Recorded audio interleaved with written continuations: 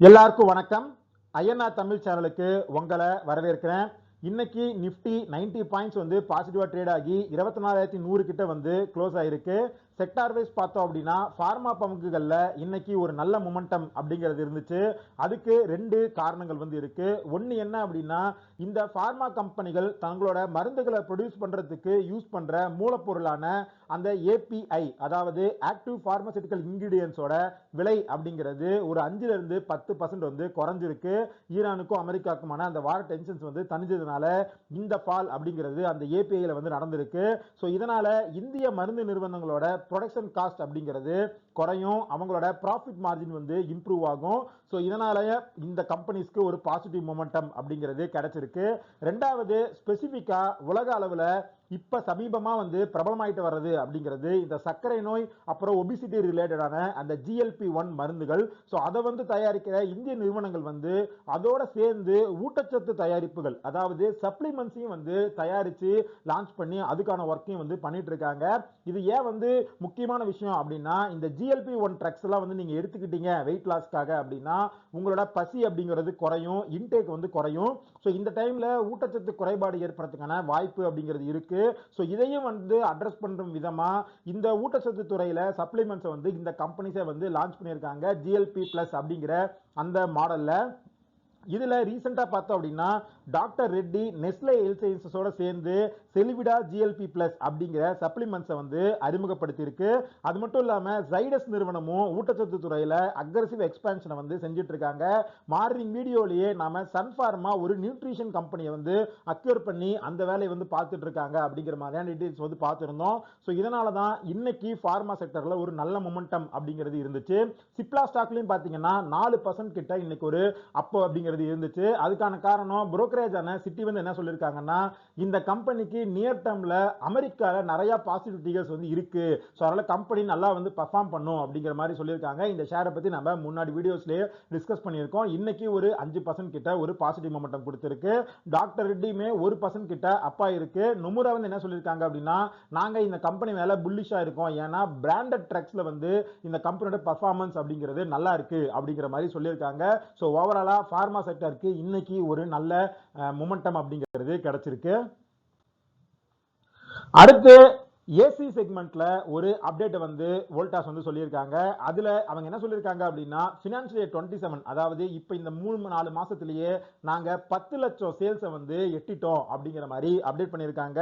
இந்த அப்டேட்னால இன்னைக்கு வோல்டாஸ் வந்து ஒரு 4% வந்து அப்பா இருந்தது. அவங்களோட ஒரிஜினல் டிசைன் மேனுஃபேக்சரான இபேக் டூரபிள் வந்து 16% கிட்ட அப்பா இருந்தது. பட் இதே டைம்ல இன்னொரு அப்டேட் என்ன அப்படின்னா, ஜூன்ல வந்து ஹீட் வேவ் அப்படிங்கிறது இந்தியா ஃபுல்லா அதிகமா இருந்தாலும் அது ஏசி சேல்ஸ் வந்து இன்க்ரீஸ் பண்ணல, மாறா வந்து கொஞ்சம் டிப் அப்படிங்கிறது ஜூன்ல வந்து இருக்கு அப்படிங்கிற மாதிரி சொல்லியிருக்காங்க. ஸோ ரெண்டு கான்ட்ராஸ்டான விஷயங்கள் வந்து நடந்திருக்கு. இன்னைக்கு ஷேருமே 4% கெயின்ல ஆரம்பிச்சு பிளாட்டா வந்து க்ளோஸ் ஆயிடுச்சு. வேல்யூவேஷன் பார்த்தாலுமே ரொம்ப ஒரு காஸ்ட்லியான ஒரு வேல்யூவேஷன் தான் வோல்டாஸ் வந்து ட்ரேட் ஆயிட்டு இருக்கு. அடுத்து டாடா மோட்டார்ஸ் ஒரு அப்டேட் வந்து கொடுத்திருக்காங்க. அதுல அவங்க என்ன சொல்லியிருக்காங்க அப்படின்னா, ஏஐ வந்து நாங்க அக்ராஸ் செக்மெண்ட்ஸ்ல வந்து இம்ப்ளிமெண்ட் பண்ண போறோம். ஸோ காரோட ப்ரொடக்ஷன்ல, அது மட்டும் இல்லாம டிஃபெக்ட்ஸை வந்து ஐடென்டிஃபை பண்ணி ரெடியூஸ் பண்றதுல, கஸ்டமரோட டிமாண்ட் வந்து ப்ரிடிக்ட் பண்றதுல, இந்த மாதிரியான செக்மெண்ட்ஸ்ல ஏஐ வந்து நாங்க இம்ப்ளிமெண்ட் பண்ண போறோம் அப்படிங்கிற மாதிரி அப்டேட் பண்ணியிருக்காங்க. அது மட்டும் இல்லாம டாடா மோட்டார்ஸ் பேசஞ்சர் வெஹிக்கிளுக்கு தொடர்ந்து ஒரு பிரச்சனையா இருக்கிறது அப்படிங்கிறது ஜேஎல்ஆரோட பெர்ஃபார்மன்ஸ் தான். பட் ஆனா ஃபினான்ஷியல் இயர் 27ல ஜேஎல்ஆர் 26 பில்லியன் யூரோ வந்து நாங்க ரெவன்யூ பண்ண போறோம், அதுக்கான டார்கெட்டா வந்து ஃபிக்ஸ் பண்ணியிருக்கோம் அப்படிங்கிற மாதிரி அப்டேட் பண்ணியிருக்காங்க. ஸோ அதை வந்து அச்சீவ் பண்றதுக்காக டாடா மோட்டார்ஸ் வந்து ஜேஎல்ஆர்ல 3.7 பில்லியன் பவுண்ட்ஸ் வந்து நாங்க இன்வெஸ்ட் பண்ண போறோம் அப்படிங்கிற மாதிரி அப்டேட் வந்து கொடுத்திருக்காங்க. ஸோ இவ்வளவு பெரிய இன்வெஸ்ட்மெண்ட்டை ஜேஎல்ஆர்ல வந்து பண்ண போறாங்க அப்படிங்கிறதுனால ஜேஎல்ஆரோட பெர்ஃபார்மன்ஸ் அப்படிங்கிறது ஃபினான்ஷியல் இயர் 27ல நல்லா இருக்கிறதுக்கான வாய்ப்பு அப்படிங்கிறது அதிகமா இருக்கு. ஏன்னா இந்த இன்வெஸ்ட்மெண்ட்டை வச்சு நியூ லான்ச்சஸ், அது மட்டும் இல்லாம இவி வெஹிக்கிள்ஸ் லான்ச்சஸ்லயுமே வந்து நாங்க ஒர்க் பண்ண போறோம் அப்படிங்கிற மாதிரி டாடா மோட்டார்ஸ் வந்து அப்டேட் பண்ணியிருக்காங்க. அடுத்து ஐடி ஸ்டாக்ஸ் இன்னைக்கு ஓரளவுக்கு ஒரு நல்ல பாசிட்டிவ் பெர்ஃபார்மன்ஸ்ல இருந்தாங்க. அதுக்கான முக்கியமான காரணம் ஆந்த்ரோபிக், அதாவது ஏஐல இவ்வளவு பிரச்சனையும் பண்ண ஒரு கம்பெனியான ஆந்த்ரோபிக்கோட சிஇஓ வந்து என்ன சொல்லியிருக்காரு அப்படின்னா, அமெரிக்கால இருக்கிற முன்னணி ஏஐ நிறுவனங்கள் அவங்களோட இன்வெஸ்ட்மெண்ட்ஸ் அப்படிங்கறத ரொம்ப அதிகமா ஏஐல வந்து பண்ணிருக்காங்க. சோ அதை வந்து நியாயப்படுத்தணும், தொடர்ந்து வந்து அந்த மாதிரி இன்வெஸ்ட்மெண்ட்ஸ் வந்து அவங்க பண்ணணும் அப்படின்னா அந்த இன்வெஸ்ட்மெண்ட்ஸ் ஆல்ரெடி பண்ண இன்வெஸ்ட்மெண்ட்ஸ்லயே நாம $1 பில்லியன் ரெவென்யூவை வந்து காட்ட வேண்டிய ஒரு கட்டாயத்துல வந்து இருக்கும். சோ அந்த அளவுக்கு நம்மளால ரெவென்யூ ஜெனரேட் பண்ண முடியல அப்படின்னா முதலீடு அப்படிங்கிறது குறையறதுக்கான வாய்ப்பு ஏஐ கம்பெனிஸ்க்கு இருக்கு அப்படிங்கிற மாதிரியான ஒரு ரிஸ்கை வந்து ஹைலைட் பண்ணியிருக்காரு. ஸோ இந்த அப்டேட் இங்க இருக்கிற சாஃப்ட்வேர் கம்பெனிஸ்க்கு ஒரு பாசிட்டிவ் விஷயமா வந்து இருக்கு. ஸோ அது மட்டும் இல்லாம தொடர்ந்து 2 நாளா ஒரு சரிவு இருந்ததுனால ஒரு டெட் கேட் பவுன்ஸுமே வந்து இருந்துச்சு. இதுல நியூஸ் அப்படின்னு பார்த்தோம்னா டெக் மகேந்திரா வந்து ஹைதராபாத்ல அவங்களோட ஆபீஸ் லீஸை வந்து 10 வருஷத்துக்கு பண்ணியிருக்காங்க. ஒரு வருஷத்துக்கு 3 கோடி அப்படிங்கிற லெவல்ல வந்து 10 வருஷத்துக்கான இந்த லீஸை வந்து அவங்க பண்ணி முடிச்சிருக்காங்க. அதே மாதிரி HCL டெக் ரீசெண்டா வந்து சென்னையில ஒரு ஏ இனோவேஷன் சென்டர் வந்து பில்ட் பண்ணியிருந்தாங்க. அதுல இந்த ப்ராடக்ட் டெவலப்மெண்ட் லைஃப் சைக்கிளை 40% குறைக்கிறதுக்காக இன்டெல் Xenon 6 அப்படிங்கிற அந்த இதை வந்து நாங்க டிப்ளாய் பண்ணியிருக்கோம் அப்படிங்கிற மாதிரியான ஒரு அப்டேட்டை வந்து HCL டெக் வந்து கொடுத்திருக்காங்க. நான் வந்து இன்னைக்கு HCL டெக்கை ஒரு ஷேர் வந்து கன்சிடர் பண்ணியிருந்தேன். நான் சாட்டர்டே வந்து ஐடி கம்பெனிஸோட ஏஐ டெவலப்மெண்ட்ஸ் பத்தி ஒரு டீடைல் வீடியோ வந்து போட்டிருக்கேன். அதோட லிங்க் வந்து டிஸ்கிரிப்ஷன்ல கொடுக்குறேன், நீங்க செக் பண்ணி பாருங்க. அடுத்து மாருதி சுசுகி வந்து என்ன சொல்லியிருக்காங்க அப்படின்னா குஜராத்ல இருக்கிற 5 ஐடிஐஸ்ல நாங்க அட்வான்ஸ்டு மேனுஃபேக்சரிங் லேப் வந்து செட்டப் பண்ண போறோம் அப்படிங்கிற மாதிரி அப்டேட் பண்ணியிருக்காங்க. அடுத்து இன்னைக்கு பிசினஸ் ஸ்டாண்டர்ட்ல ஒரு ஆர்டிகல் வந்திருக்கு. அதுல ஓல்டு வெஹிக்கிள்ஸ்ல E20 பெட்ரோலை வந்து நம்ம தொடர்ந்து யூஸ் பண்ணோம் அப்படின்னா மெயின்டெனன்ஸ் காஸ்ட் அப்படிங்கிறது 10,000 ரூபாய் வரைக்கும் அதிகமா வரதுக்கான வாய்ப்பு அப்படிங்கிறது இருக்கு அப்படிங்கிற மாதிரி சொல்லியிருக்காங்க. பட் வேற வழி கிடையாது, கவர்மெண்ட்டே E20 வந்து ரீச் பண்ணிட்டோம், பெட்ரோல் இப்போ வந்து E20 தான் கிடைக்குது அப்படிங்கிறத கன்ஃபார்மாவே வந்து சொல்லிட்டாங்க. அடுத்து இன்னைக்கு மார்க்கெட்ல 20% அப்பர் சர்க்யூட்ல கிர்லோஸ்கர் ஆயில் இன்ஜின்ஸ் வந்து பெர்ஃபார்ம் பண்ணிட்டு இருந்தது. அதுக்கான காரணம் என்ன அப்படின்னு பார்த்தோம்னா ஹைப்பர்டெக்ஸ் நிறுவனத்திலிருந்து ஒரு பெரிய ஆர்டர் வந்து இந்த கம்பெனிக்கு கிடைச்சிருக்கு. ஸோ அதனால தான் இன்னைக்கு ஒரே நாளில் 20% இந்த ஷேர் வந்து மேலே ஏறி இருக்கு. அடுத்து நயாரா இந்தியா ஃபுல்லா பெட்ரோல் பம்ப்ஸை வந்து தொடர்ந்து அதிகமாக வந்து போட்டுட்டே இருக்காங்க. இப்போ 7000 பெட்ரோல் பம்ப்ஸை வந்து நாங்கள் ரீச் பண்ணிட்டோம் அப்படிங்கிற அப்டேட்டை வந்து நயாரா வந்து கொடுத்துருக்காங்க. இன்னைக்கு நல்லா பர்ஃபார்ம் பண்ண இன்னொரு செக்டர் அப்படின்னு பார்த்தீங்கன்னா அது hotel sector. Lemon Tree, ITC Hotels, சேரட் இவங்க எல்லாருமே 5% கிட்ட இன்னைக்கு பாசிட்டிவ் பர்ஃபார்மன்ஸ் வந்து கொடுத்துருக்காங்க. அதுக்கான காரணம் அப்படின்னு பார்த்தோம்னா வெஸ்ட் ஏஷியா கிரைசிஸ் அதிகமாக போயிட்டு இருந்த டைம்ல இந்த ஷேர்ஸ் எல்லாமே 10ல இருந்து 40% வரைக்கும் சரிவை வந்து பார்த்துருந்துச்சு. ஐடிசி ஹோட்டல்ஸ் வந்து 150 ரூபாய் கீழே வந்து வந்துருந்துச்சு. அந்த டைம்லேயே வந்து நான் வந்து கன்சிடர் பண்ணியிருக்கேன் அப்படிங்கிற மாதிரியான டிஸ்கஷன் வந்து நான் வந்து பண்ணியிருந்தேன்.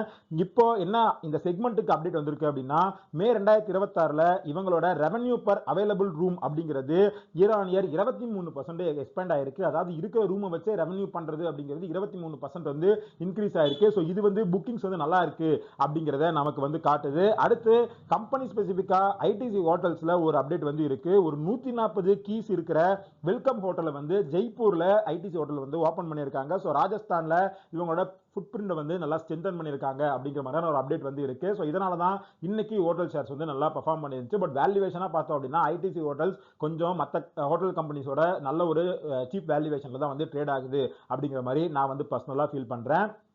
அடுத்து இந்த OMC companies crude oil price வந்து சரிஞ்சதுனால கொஞ்சம் ஒரு பாசிட்டிவ் மொமெண்டம் வந்து இந்த கம்பெனிஸ்க்கு கிடைச்சாலுமே Q1 ரிசல்ட்ஸ் ஃபினான்ஷியல் 27 கொஞ்சம் வீக்காக தான் வரும் அப்படிங்கிற மாதிரி அனலிஸ்ட் எல்லாமே சொல்லியிருக்காங்க. ஏன்னா அண்டர் ரிகவரிஸ் அப்படிங்கிறது ரொம்ப நாளாக வந்து இந்த கம்பெனிஸ்க்கு அதிகமாக இருந்துச்சு. ஸோ அது எல்லாமே Q1 ரிசல்ட்ஸை வந்து ரிஃப்ளெக்ட் ஆகும். ஸோ Q1 ரிசல்ட்ஸ் வரும்போது இந்த HPCL, PBCL இந்த மாதிரியான கம்பெனிஸ்ல வந்து ஒரு சரிவு வரும்போது நம்ம வந்து கன்சிடர் பண்ணலாமா வேணாமா அப்படிங்கிறத டிஸ்கஸ் பண்ணலாம். ஏன்னா டிவிடெண்ட் அப்படிங்கிறத ஓரளவுக்கு நல்லா கொடுக்குற ஒரு செக்மெண்ட். பட் இப்போதைக்கு எந்த ஆப்பர்ச்சுனிட்டி வந்து இல்ல. Q1 ரிசல்ட்ஸ் வந்து ஒரு நல்ல சரிவு வந்துச்சு அப்படின்னா ஒரு ஆப்பர்ச்சுனிட்டி அப்படிங்கிறது மேபி ஓபன் ஆகலாம். அடுத்து SBI மியூச்சுவல் ஃபண்ட் வந்து செபி கிட்ட அவங்களோட ஐபிஓ லான்ச் பண்றதுக்கான ஒரு அப்ரூவல் வந்து கிடைச்சிருக்கு. ஸோ 13,000 கோடிக்கு ஐபிஓ வந்து மார்க்கெட்ல அவங்க வந்து கொடுக்க போறாங்க.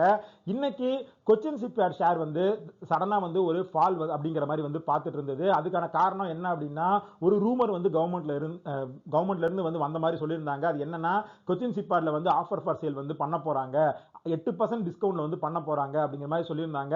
பட் கவர்மெண்ட் வந்து என்ன சொல்லியிருக்காங்க அப்படின்னா அப்படிலாம் நாங்க வந்து இப்போதைக்கு எந்த பிளான் வந்து வச்சிருக்கல அப்படிங்கிற மாதிரியான ஒரு கிளாரிபிகேஷன் வந்து அவங்க சைட்ல கொடுத்திருக்காங்க.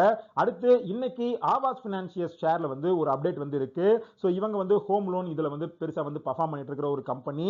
அதுல கடன் வழங்குறதுல வந்து விதிமுறை மீறல்கள் வந்து இருக்கு அப்படிங்கிற மாதிரி நேஷனல் ஹவுசிங் பேங்க் வந்து இந்த கம்பெனில ஒரு விசாரணை வந்து தொடங்கியிருக்காங்க அப்படிங்கிற நியூஸ் வந்து வந்திருக்கு. அடுத்து உலகம் ஃபுல்லா இந்த அமெரிக்காவுக்கும் ஈரானுக்குமான அந்த பீஸ் டீல் சம்பந்தமான அப்டேட்ஸ் வந்து வந்துட்டே இருக்கு. சண்டே வந்து சுவிட்சர்லாந்துல 2 பேரும் பேசி முடிச்சிருக்காங்க. 60 நாள்ல ஃபைனல் டீல் எப்படி வந்து அட்டைன் பண்ண போறோம் அப்படிங்கிற ரோட் மேப்பை வந்து 2 கண்ட்ரீஸ்மே வந்து அக்ரி பண்ணியிருக்காங்க. ஸோ இது வந்து ஒரு பாசிட்டிவ் அப்டேட். அது மட்டும் இல்லாம இதுல ஸ்ட்ரெயிட்டா ஃபார்மர்ஸ் வந்து வந்து ஓபன் ஆயிடுச்சு. ஸோ அங்க வந்து மூவ்மெண்ட் வந்து நடக்கிறதுனால கொத்தார் வந்து அவங்களோட எல்என்ஜி எக்ஸ்போர்ட்ஸ் வந்து திரும்ப இன்க்ரீஸ் பண்ணியிருக்காங்க. ஸோ இது பெட்ரோனெட் எல்என்ஜிக்கு ஒரு பாசிட்டிவ் அப்டேட்டா வந்து இருக்கும். இந்த வார் வந்து அதிகமாக போயிட்டு இருந்தப்ப பெட்ரோனெட் எல்என்ஜி வந்து ஒரு சரிவை வந்து பார்த்துருந்தது. அப்போ வந்து ஒரு ஆப்பர்ச்சுனிட்டி அப்படிங்கிறது நமக்கு வந்து இருந்துச்சு. இப்பவுமே பெருசா வந்து அங்க இன்னும் மொமெண்டம் அப்படிங்கிறது ஜென்ரேட் ஆகல. பட் இந்த மாதிரியான அப்டேட்ஸ் வந்து பெட்ரோனெட் எல்என்ஜிக்கு ஒரு பாசிட்டிவ் மொமெண்டம் வந்து கொடுக்கறதுக்கான வாய்ப்பு அப்படிங்கிறது அதிகமா இருக்கு. அடுத்து நம்ம முன்னாடியே பார்த்ததா எல்னினோ அப்படிங்கிறது இந்தியால ஒரு தாக்கத்தை வந்து ஏற்படுத்த ஆரம்பிச்சிருக்கு. வாட்டர் கிரைசிஸ் அப்படிங்கிறது இந்தியால எல்லா ஸ்டேட்ஸ்லயுமே வந்து வர ஆரம்பிச்சிருக்கு. ரிசர்வாயர்ஸ்ல வந்து தண்ணி அப்படிங்கிறது ஆல்ரெடி கம்மியா தான் இருக்கு. ஸோ மூடிஸ் வந்து என்ன சொல்லியிருக்காங்க அப்படின்னா டேட்டா சென்டர்ஸ் டெவலப் ஆக வாட்டரோட தேவை அப்படிங்கிறது அதிகமாகுது. ஸோ உலகம் இந்தியாவில் வாட்டர் ஸ்ட்ரெஸ் அப்படிங்கிறது எக்கானமியா ஹார்டரா ஹிட் பண்றதுக்கான வாய்ப்பு இருக்கு அப்படிங்கிற மாதிரி மூடிஸ் வந்து சொல்லியிருக்காங்க. ஸோ இதெல்லாம் தான் இன்னைக்கு மார்க்கெட்ல இருந்த முக்கியமான பிசினஸ் ரிலேட்டட் அப்டேட்ஸ். இந்த வீடியோல நம்ம டிஸ்கஸ் பண்ண எல்லா விஷயங்களுமே ஒரு இன்ஃபர்மேட்டிவ் பர்பஸ்க்கு தான். நீங்க இன்வெஸ்ட் பண்றதுக்கு முன்னாடி பர்சனலா ரிசர்ச் பண்ணுங்க, ஒரு செபி ரிசர்வேட்டை செக் பண்ணிட்டு அதுக்கப்புறம் இன்வெஸ்ட் பண்ணுங்க. இந்த வீடியோ பிடிச்சிருந்தா அதோட லைக் பண்ணுங்க, நம்ம சேனலை சப்ஸ்கிரைப் பண்ணுங்க. இதே மாதிரி இன்னொரு வீடியோட உங்களை மீட் பண்றேன். அது வரைக்கும் நன்றி, வணக்கம்.